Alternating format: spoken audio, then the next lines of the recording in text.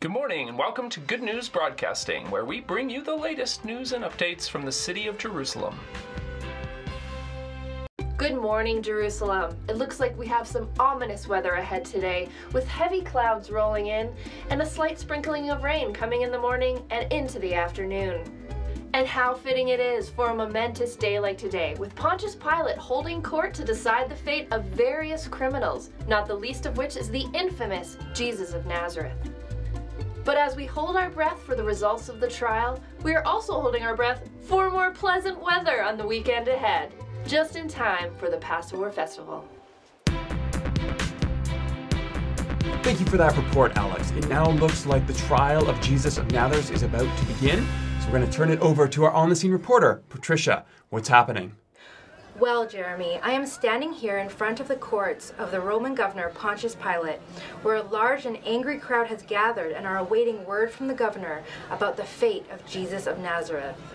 There is another criminal on trial today as well, a man named Barabbas, a known killer who has taken part in a recent uprising against the government. And has there been any idea of what's happening inside the courts, Patricia? Could you tell us what's happening in there? It is hard to say just yet, Kevin, but I do have it from an inside source that Jesus is inside the palace courts at this very moment, being questioned by the governor. It seems that Pilate is not convinced that Jesus has done anything wrong, but the religious leaders are insistent that he is a blasphemer and a liar who is claiming to be the king of the Jews. And what is he saying? Has there been a decision?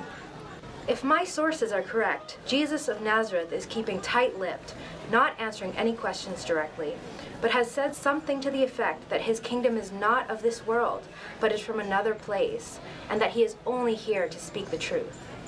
And what, Patricia? Please tell us more. Just now, Pilate has emerged from his palace and is speaking to the crowds.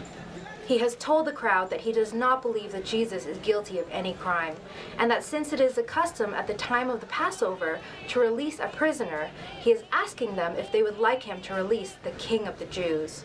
He said that very sarcastically, I might add, and the crowd is saying, no, not him, give us Barabbas. For those of you who don't know, Barabbas is a known killer who has participated in an uprising. Barabbas. Well, that is one shocking turn of events.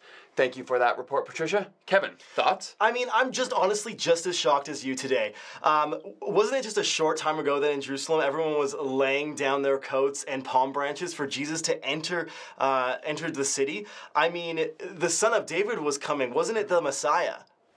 It sure was. And where have all those crowds gone now? Have they turned against him in such a short amount of time that they would rather have him punished and a killer like Barabbas released?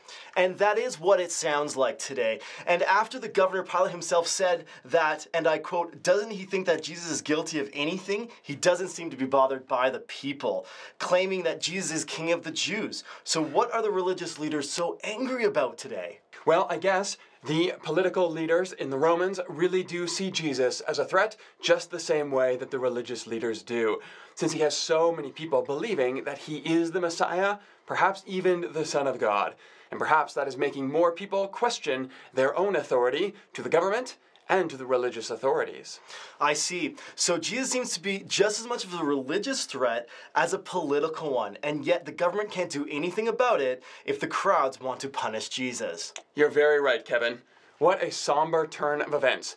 Jesus of Nazareth has been convicted and right on the eve of Passover. I guess we'll have to see what happens, folks. You stay tuned with us. We'll make sure that all of us here in the newsroom keep you up to date. For myself and everyone on location, thank you for joining us. Stay tuned for Late Night with Scott. Tune in tomorrow for more information.